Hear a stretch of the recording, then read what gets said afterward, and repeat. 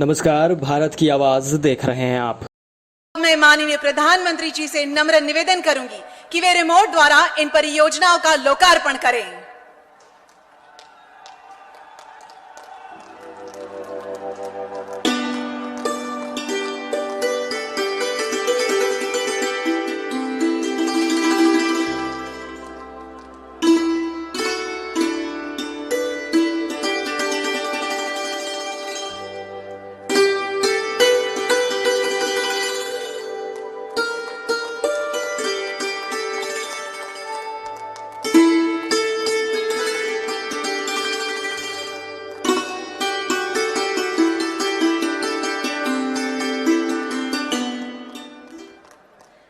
माननीय प्रधानमंत्री जी, सभी काशी वासियों की ओर से आपका बहुत बहुत धन्यवाद।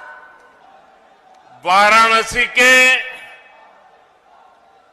इस पिंडरा क्षेत्र के लोगन के प्रणाम करत हैला।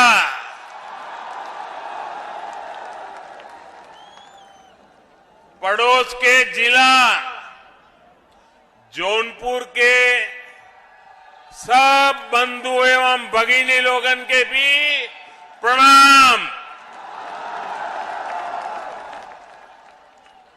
आज वाराणसी और आसपास का ये पूरा क्षेत्र एक बार फिर से पूरे देश, पूरे उत्तर प्रदेश के गांवों, किसानों, पशुपालकों के लिए बहुत बड़े कार्यक्रम का साक्षी बना है। आज का दिन इतिहास भी विशेष है और इसलिए भी विशेष है क्योंकि आज देश के पूर्व प्रधानमंत्री चौधरी चरण सिंह जी की जन्म जयंती है। मैं उन्हें आदरपूर्वक श्रद्धांजलि देता हूं। उनकी स्मृति में देश किसान दिवस मना रहा है। साथियों, हमारे यहां गाय की बात करना, गोबर धन की बात करना, कुछ लोगों ने ऐसे हालात पैदा कर दिए हैं जैसे कोई गुनाह कर रहे हैं, गुनाह बना दिया है। गाय कुछ लोगों के लिए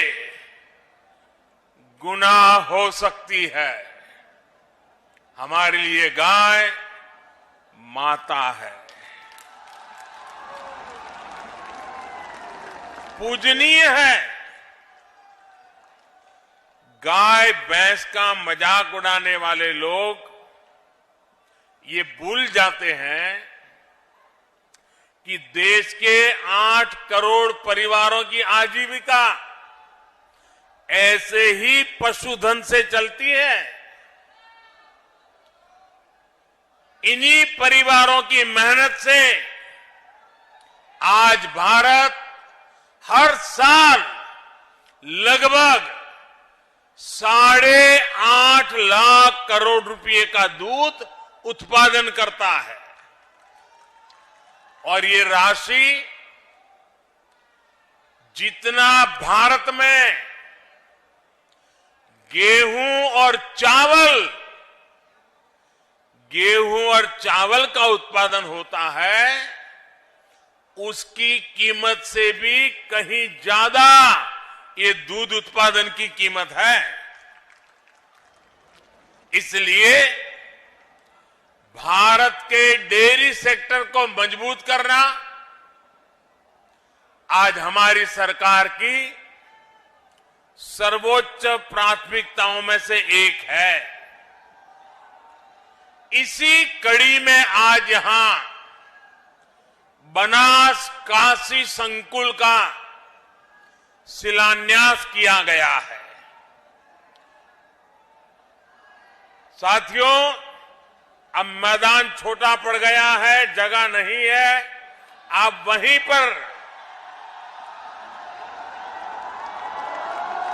पर अपने आप को संभाल लीजिए।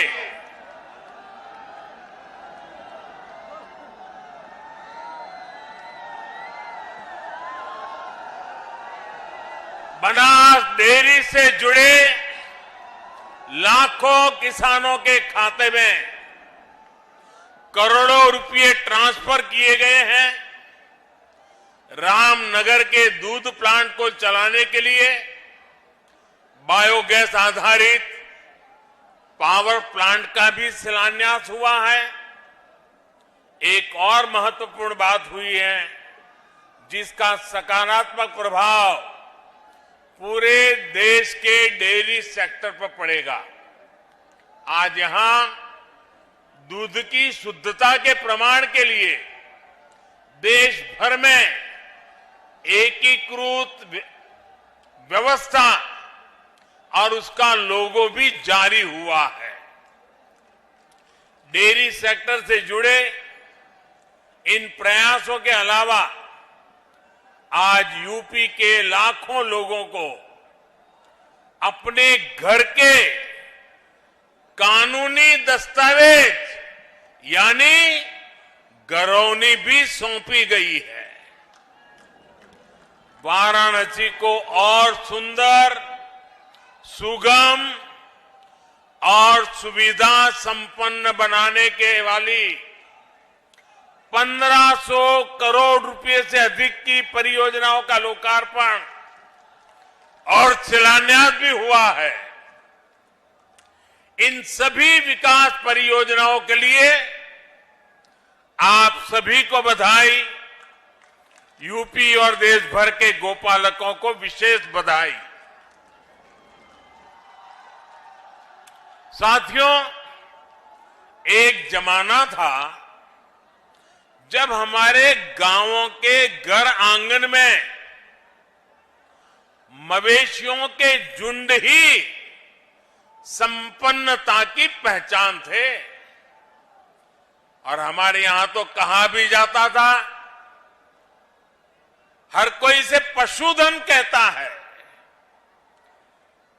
किसके दरवाजे पर कितने खूंटे हैं, इसको लेकर स्पर्धा रहती थी। हमारे शास्त्रों में भी कामना की गई है, गावों में सर्वतः चैव गवाम मध्ये वसाम्यहम्, यानी गायें मेरे चारों ओर रहे और मैं गायों के बीच निवास करूं। ये सेक्टर हमारे यहां रोजगार का भी हमेशा से बहुत बड़ा माध्यम रहा है, लेकिन बहुत लंबे समय तक इस सेक्टर को जो समर्थन मिलना चाहिए था वो पहले की सरकारों में मिला नहीं। अब हमारी सरकार देश भर में इस स्थिति को बदल रही है। हमने कामधेनु आयोग का गठन किया, डेयरी सेक्टर के इंफ्रास्ट्रक्चर के लिए हजारों करोड़ रुपए का विशेष फंड बनाया है। हमने एक बहुत बड़ा अभियान चलाकर लाखों पशुपालकों को किसान क्रेडिट कार्ड की सुविधा से भी जोड़ा है। किसानों को अच्छी गुणवत्ता का चारा, बीज मिले, इसके लिए भी लगातार काम चल रहा है। पशुओं का घर पर ही इलाज हो, घर पर ही कृत्रिम गर्भाधान की व्यवस्था हो, इसके लिए भी देशव्यापी अभियान चलाया गया है। हमने पशुओं में फूट एंड माउथ डिसीज, खुरपका, मुंहपका के नियंत्रण के लिए भी राष्ट्रव्यापी टीकाकरण मिशन चलाया है। हमारी सरकार सिर्फ बच्चों का ही मुफ्त टीकाकरण नहीं कर रही, सिर्फ कोरोना वैक्सीन ही मुफ्त नहीं लगा रही, बल्कि पशुधन को बचाने के लिए भी अनेक टीके मुफ्त लगवा रही है। साथियों, देश में इन्हीं प्रयासों का परिणाम है कि 6-7 वर्ष पहले की तुलना में देश में दूध उत्पादन लगभग 45% बढ़ा है, यानी करीब करीब 1.5 गुना हुआ है। आज भारत दुनिया का लगभग 22% दूध उत्पादन करता है, करीब करीब 1/4। मुझे खुशी है कि यूपी आज देश का सबसे अधिक दूध उत्पादक राज्य तो है ही, डेयरी सेक्टर के विस्तार में भी बहुत आगे है। भाइयों और बहनों, मेरा अटूट विश्वास है कि देश का डेयरी सेक्टर, पशुपालन श्वेत क्रांति में नई ऊर्जा, किसानों की स्थिति को बदलने में बहुत बड़ी भूमिका निभा सकती है। इस विश्वास के कई कारण भी हैं। पहला ये कि पशुपालन देश के छोटे किसान, जिनकी संख्या 10 करोड़ से भी अधिक है, उनकी अतिरिक्त आय का बहुत बड़ा साधन बन सकता है। दूसरा ये कि भारत के डेयरी प्रोडक्ट के पास विदेशों का बहुत बड़ा बाजार है, जिसमें आगे बढ़ने की बहुत सारी संभावनाएं हमारे पास है। तीसरा ये कि पशुपालन महिलाओं के आर्थिक उत्थान, उनकी उद्यमशीलता को आगे बढ़ाने का बहुत बड़ा जरिया है।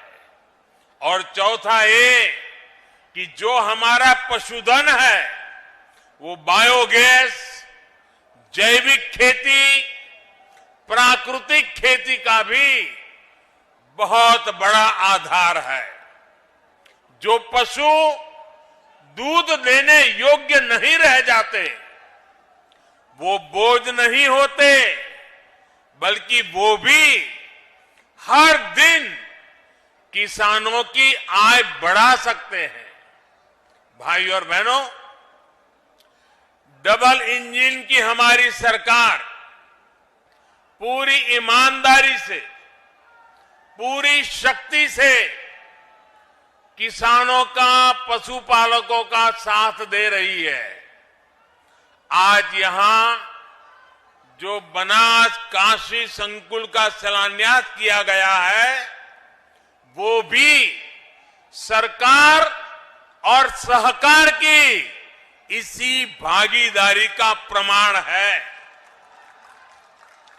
सहकारिता क्षेत्र में अहम भूमिका निभाने वाली बनास डेयरी और पूर्वांचल के किसानों, गोपालकों के बीच आज से एक नई साझेदारी शुरू हुई है।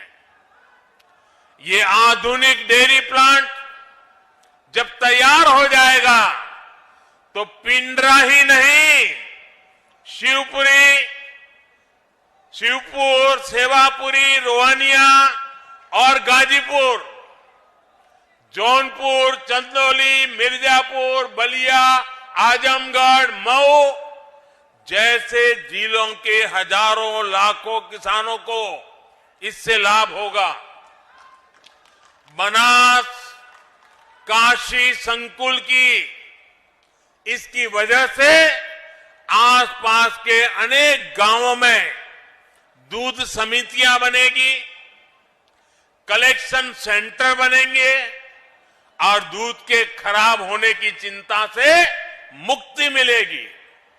यही नहीं, यहां अच्छी नस्ल के पशुओं के लिए किसानों को मदद मिलेगी और पशुओं के लिए बढ़िया क्वालिटी का आहार भी उपलब्ध कराया जाएगा।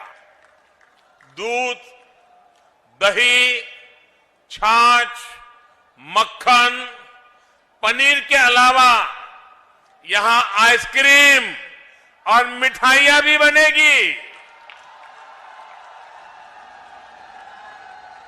यानी बनारस की लस्सी,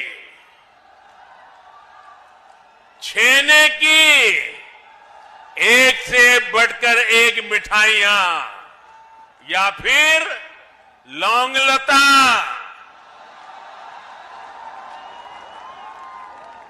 इन सब का स्वाद और बढ़ जाएगा। और वैसे अब तो मलइयों का मौसम भी आ ही गया है। एक प्रकार से बनास काशी संकुल बनारस के रस को और बढ़ा देगा। भाइयों और बहनों, आमतौर पर दूध की क्वालिटी की प्रामाणिकता को लेकर हमारे यहां बहुत उलझन रही है। दूध खरीदें तो कौन सा सुरक्षित है, इसकी पहचान सामान्य व्यक्ति के लिए मुश्किल होती है। प्रामाणिकता के लिए अलग अलग व्यवस्थाओं के कारण पशुपालकों, दुग्ध संघों सहित पूरे डेयरी सेक्टर को भी अनेक कठिनाइयों का सामना करना पड़ता है। अब देश भर के डेयरी सेक्टर के लिए इस चुनौती का, इसका समाधान किया गया है। आज भारतीय मानक ब्यूरो ने देश भर के लिए एकीकृत व्यवस्था जारी की है। सर्टिफिकेशन के लिए कामधेनु गाय की विशेषता वाला एकीकृत लोगो भी लॉन्च किया गया है। ये प्रमाण, ये लोगो दिखेगा तो शुद्धता की पहचान आसान होगी और भारत के दूध उत्पादकों की विश्वसनीयता भी बढ़ेगी। साथियों, आज देश की बहुत बड़ी जरूरत डेयरी सेक्टर से जुड़े पशुओं से जो अपशिष्ट निकलता है उसके सही इस्तेमाल का भी है। रामनगर के दूध प्लांट के पास बायोगैस से बिजली बनाने वाला प्लांट का निर्माण ऐसा ही एक बहुत बड़ा प्रयास है। यह अपनी तरह की ऐसी परियोजना है जिसमें डेयरी संयंत्र की सारी ऊर्जा जरूरतों को बायोगैस प्लांट से ही पूरा किया जाएगा। यानी किसान न केवल दूध से बल्कि गोबर की बिक्री से भी कमाई कर पाएंगे। आमतौर पर किसानों को गोबर की जो कीमत मिलती है उससे ज्यादा कीमत पर ये बायोगैस प्लांट किसानों से गोबर खरीदेगा। यहां जो बायो स्लरी बनेगी उसका उपयोग बायो स्लरी आधारित जैविक उर्वरकों के उत्पादनों के लिए भी किया जाएगा। जो ठोस जैविक खाद बनेगी वो रासायनिक खादों की तुलना में काफी कम कीमत पर किसानों को उपलब्ध होगी। इससे जैविक खेती, प्राकृतिक खेती का भी विकास होगा और बेसहारा पशुओं की सेवा के लिए भी प्रोत्साहन मिलेगा।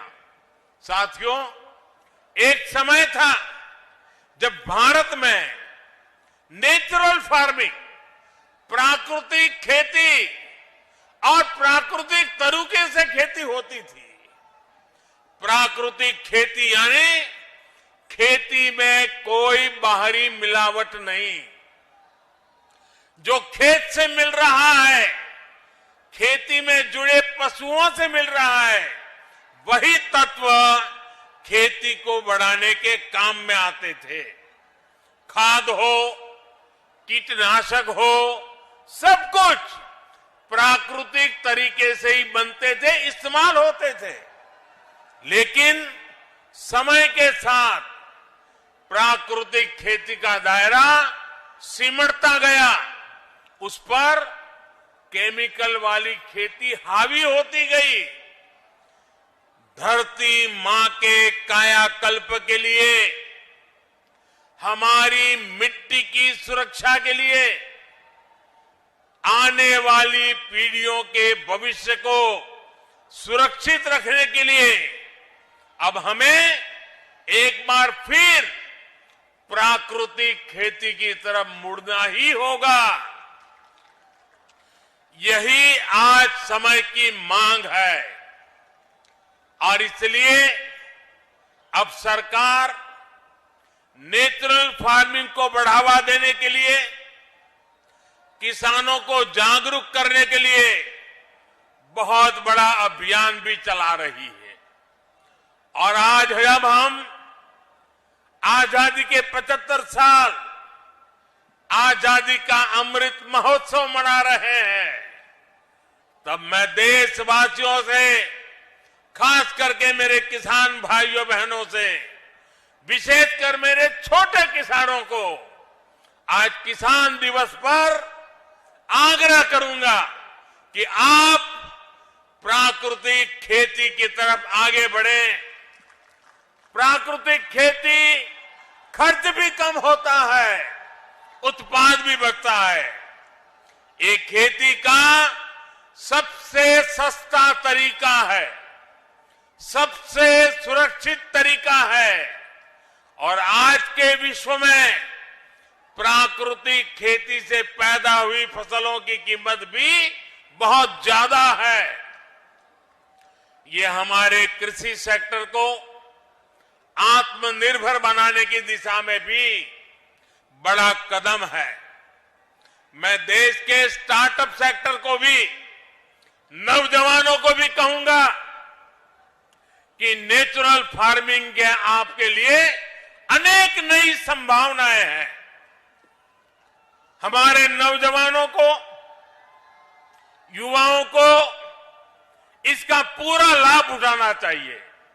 अभी यहां मंच पर आने से पहले मुझे ऐसे कई युवा से मिलने का मौका मिला।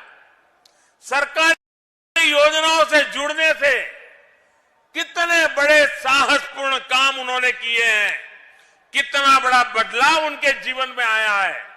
मैं उसे सुनकर के बहुत ही आनंदित हुआ। योजनाओं के प्रति मेरा विश्वास और मजबूत हो गया। भाइयों और बहनों, गांवों को, किसानों को आत्मनिर्भर बनाने, उनको अवैध कब्जे से चिंता मुक्त करने में स्वामित्व योजना की भी बहुत बड़ी भूमिका है। मुझे संतोष है कि योगी जी के नेतृत्व में यूपी इसमें भी अग्रणी है। यूपी के सभी 75 जिलों में 23 लाख से अधिक घरौनी तैयार हो चुके हैं। इनमें से करीब 21 लाख परिवारों को आज ये दस्तावेज दिए गए हैं। अपनी घर की घरौनी जब हाथ में होगी तो गरीब, दलित, वंचित, पिछड़े को अपने घर पर अवैध कब्जे की चिंता से मुक्ति मिलेगी। पिछली सरकारों के दौरान अवैध कब्जों की जो प्रवृत्ति यहां पनपी, उस पर भी लगाम लगेगी। घरौनी मिलने से जरूरत पड़ने पर बैंकों से लोन लेना भी अब आसान होगा।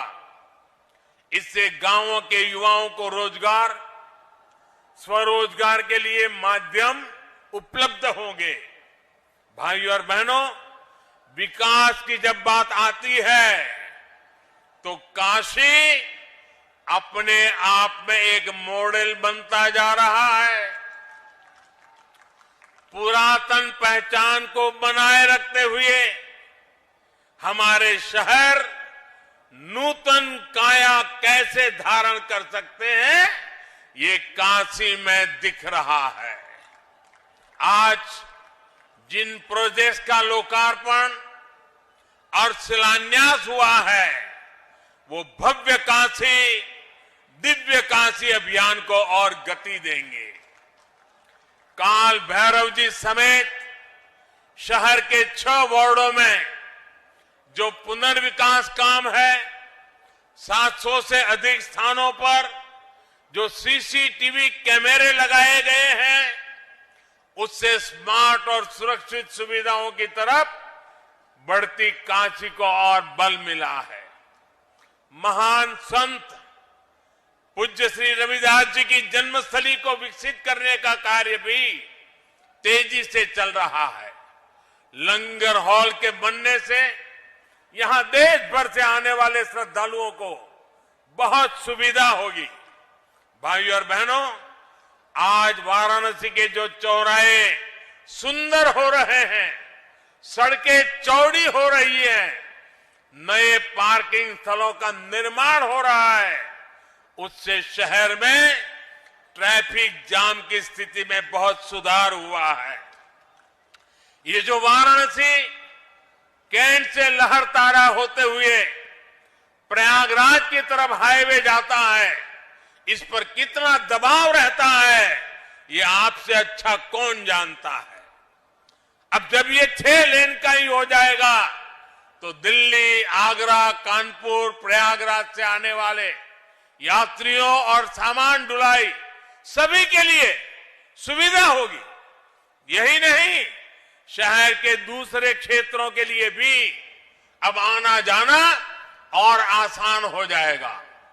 ये सड़क जिले के प्रवेश द्वार की तरफ विकसित होगी। वाराणसी, भदोही, गोपीगंज सड़क के चौड़ीकरण से शहर से निकलने वाली गाड़ियां रिंग रोड फेज 2 से होते हुए बाहर से जा पाएगी। इससे भारी जाम से मुक्ति मिलेगी। भाइयों और बहनों, हेल्थ, एजुकेशन और रिसर्च हब के रूप में काशी की पहचान को सशक्त करने के लिए निरंतर प्रयास चल रहे हैं। आज एक आयुष अस्पताल का लोकार्पण हुआ है, तो नए होम्योपैथिक मेडिकल कॉलेज की स्थापना का काम शुरू हुआ है। इस प्रकार की सुविधाओं से भारतीय चिकित्सा पद्धति के अहम सेंटर के रूप में भी काशी उभरने वाला है। क्षेत्रीय निर्देश मानक प्रयोगशाला के बनने से जल परीक्षण, कपड़े और कालीन से जुड़े परीक्षण यहां हो पाएंगे। इससे वाराणसी और आसपास के अनेक उद्योगों को, बुनकरों को सीधा लाभ होगा। वहीं अंतर्राष्ट्रीय राइस रिसर्च सेंटर में जो नई स्पीड ब्रीडिंग फैसिलिटी स्थापित की गई है, उससे धान की नई किस्म विकसित करने में अब पहले के मुकाबले बहुत कम समय लग रहेगा। भाइयों और बहनों, मैं जब काशी के, उत्तर प्रदेश के विकास में डबल इंजन की डबल शक्ति और डबल विकास की बात करता हूं, तो कुछ लोगों को जरा कष्ट ज्यादा ही हो जाता है। ये वो लोग हैं जिन्होंने उत्तर प्रदेश की राजनीति को सिर्फ और सिर्फ जाति, पंथ, मत मजहब के चश्मे से ही देखा। इन लोगों ने कभी नहीं चाहा कि यूपी का विकास हो, यूपी की आधुनिक पहचान बने। स्कूल, कॉलेज, अस्पताल, सड़क, पानी, बिजली, गरीबों के घर, गैस कनेक्शन, शौचालय, इनको तो वो विकास मानते ही नहीं है। सबका साथ, सबका विकास, सबका विश्वास और सबका प्रयास की ये भाषा भी उनके सिलेबस में, उनकी डिक्शनरी में ये बातें है ही नहीं है। उनके सिलेबस में क्या है, उनकी डिक्शनरी में क्या है, उनकी बोलचाल में क्या है, उनकी सोच में क्या है, आप सब जानते हैं। उनके सिलेबस में है माफियावाद, परिवारवाद। उनके सिलेबस में है घरों, जमीनों पर अवैध कब्जा। पहले की सरकारों के समय यूपी के लोगों को जो मिला और आज यूपी के लोगों को हमारी सरकार से जो मिल रहा है, उसका फर्क साफ है, उसका फर्क साफ है। हम यूपी में विरासत को भी बढ़ा रहे हैं, यूपी का विकास भी कर रहे हैं। लेकिन सिर्फ अपना स्वार्थ सोचने वाले इन लोगों को यूपी का विकास पसंद नहीं आ रहा। हालात तो ये हैं कि इन लोगों को पूर्वांचल के विकास से, बाबा के काम से, विश्वनाथ धाम के काम से भी आपत्ति होने लगी है। मुझे बताया गया है कि बीते रविवार काशी विश्वनाथ धाम में दर्शन के लिए 1.5 लाख से ज्यादा श्रद्धालु पहुंचे थे। यूपी को दशकों पीछे धकेलने वाले इन लोगों की नाराजगी अभी और बढ़ेगी। जिस तरह पूरे यूपी के लोग डबल इंजन की सरकार के साथ डटकर खड़े हैं, हमें आशीर्वाद दे रहे हैं, और जैसे जैसे आशीर्वाद बढ़ता जाता है, उनका गुस्सा 7वें आसमान पर पहुंचेगा। साथियों, डबल इंजन की सरकार यूपी के विकास के लिए दिन रात ऐसी ही मेहनत करती रहेगी।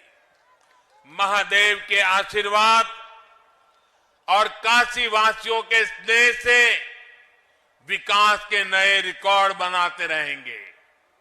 इसी विश्वास के साथ सभी विकास परियोजनाओं की आप सबको बहुत बहुत बधाई देता हूं। मेरे साथ बोलिए भारत माता की, भारत माता की, भारत माता की।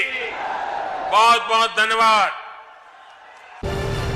अगर आपको हमारा ये वीडियो अच्छा लगा है तो प्लीज़ लाइक, शेयर और सब्सक्राइब करना ना भूलें।